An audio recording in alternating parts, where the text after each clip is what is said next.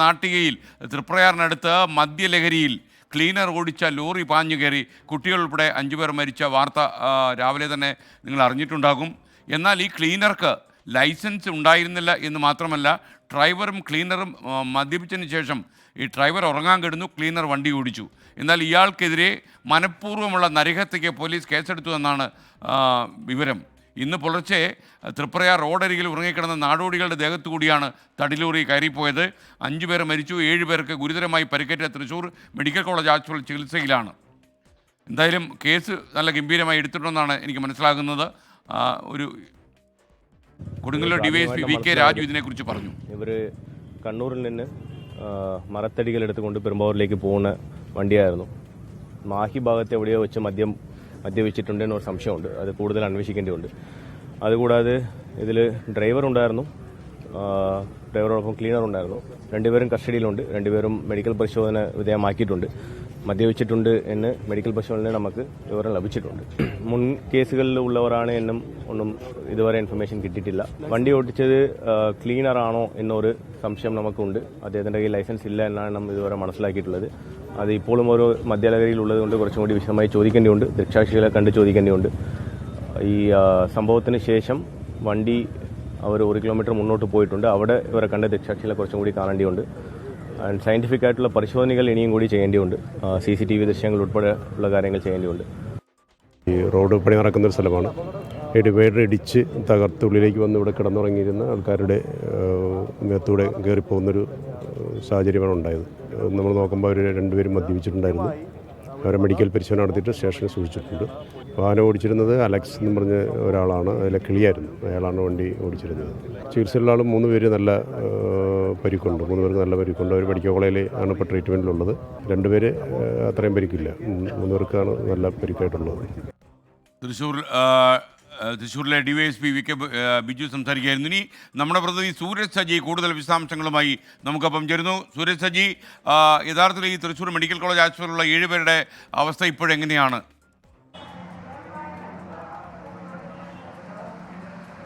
Thrissur medical college ആശുപത്രിയിലുള്ള 7 പേരിൽ 3 പേരുടെ നില അതീവ ഗുരുതരമായി തുടരുന്നു എന്നുള്ളതാണ് ആശുപത്രി അധികൃതർ നമ്മളോട് തന്നെ സംസാരിക്കുമ്പോൾ അവർ വ്യക്തമാക്കുന്ന കാര്യം. ഞാനിപ്പോൾ ഉള്ളത് തൃശ്ശൂർ ജില്ലാ ആശുപത്രിയിലാണ്. ഇവിടെയാണ് ഈ 3 മൃതദേഹങ്ങൾ സൂക്ഷിച്ചിട്ടുള്ളത്.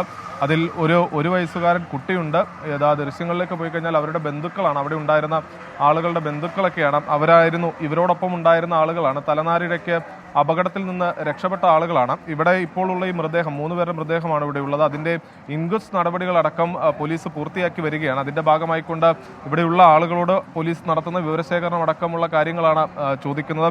ഇവർ ഇന്നലെ, ഇന്നലെ വരെ ഇവർ കിടന്നിരുന്ന സ്ഥലം എന്ന് പറയുന്നത്, കഴിഞ്ഞ ദിവസം വരെ ഇതിൻ്റെ വലത്തേ വശത്തെ ട്രാക്കിലായിരുന്നു ഇവർ കിടന്നിരുന്നത്.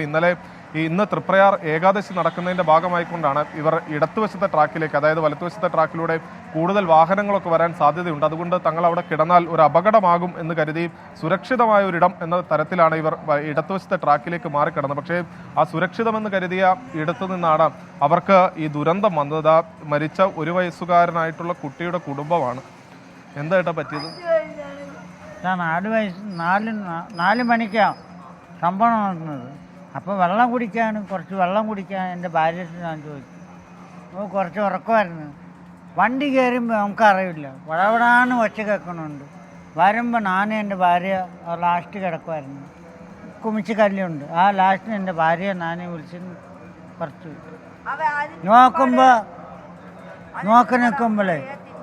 നിൽക്കുമ്പോൾ എല്ലാം മരത്തിൽ കിടക്കണം.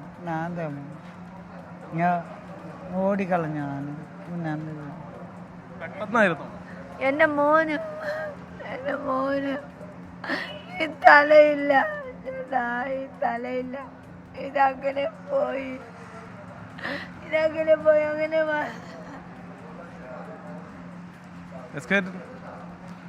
ഇതന്നെയാണ് എസ് കെ. നമുക്ക് ഇവിടെ ഇരിക്കുന്ന സമയത്ത് എന്ത് പറയണം എന്നറിയാൻ കഴിയാത്ത ഒരു അവസ്ഥയാണ്. കാരണം ആ ലോറിയുടെ അടുത്തൊക്കെ പോയ സമയത്ത് തന്നെ, നമ്മൾ ആ ലോറിയുടെ ചക്രം കണ്ട സമയത്ത് തന്നെ വല്ലാത്തൊരു അവസ്ഥയായിരുന്നു. എന്തായാലും ഇതൊക്കെയാണ് ഇവിടുത്തെ അവസ്ഥകൾ. എസ് കെ, വിവരങ്ങൾ നൽകിയത് ഒരു അമ്മയുടെ കണ്ണീരിൻ്റെ വില അറിയാവുന്ന ലൈസൻസ് ഇല്ലാത്ത ആളുകൾ വണ്ടി ഓടിക്കില്ല. നമുക്കൊരിക്കൽ കൂടി പ്രേക്ഷകരെ ഓർമ്മപ്പെടുത്തുന്നു, ലൈസൻസ് ഇല്ലാതെ നിങ്ങൾ വണ്ടി ഓടിച്ച് അപകടമുണ്ടാക്കിയാൽ, ആരുടെയെങ്കിലും മരണത്തിന് ഉത്തരവാദിയായാൽ നിങ്ങൾ കൊലപാതകയായി മാറും. അതായത് മനഃപൂർവ്വമുള്ള നരകത്തേക്ക് തന്നെ നിങ്ങളുടെ പേരിൽ കേസെടുക്കും എന്ന് മാത്രവുമല്ല നിങ്ങൾ കൊലപാതകത്തിന് ഉത്തരം പറയേണ്ടിയും വരും. അപ്പോൾ മാതാപിതാക്കളെ ഒന്നും തന്നെ കുട്ടികളെ ഒന്നും ഈ ലൈസൻസ് ഇല്ലാതെ വണ്ടി ഓടിക്കാൻ അനുവദിക്കരുത്. ലൈസൻസ് ഇല്ലാതെ ഒരു കാരണവശാലും വണ്ടി ഓടിക്കരുത്. ലൈസൻസ് ഉള്ളവർ തന്നെ വണ്ടി ഓടിക്കും, വളരെ ശ്രദ്ധയോടെ വണ്ടി ഓടിക്കുക. കാരണം മദ്യപിച്ചിട്ട് വണ്ടി ഓടിക്കുക, ലഹരിയുടെ തിമിർപ്പിൽ വണ്ടി ഓടിക്കുക, ഇതൊക്കെ തന്നെ ഇതുപോലുള്ള ഈ തൃപ്രയാറിൽ നടന്ന പോലുള്ള അപകടങ്ങൾ ക്ഷണിച്ചു വരുത്തുന്ന കാര്യത്തിൽ സംശയമില്ല.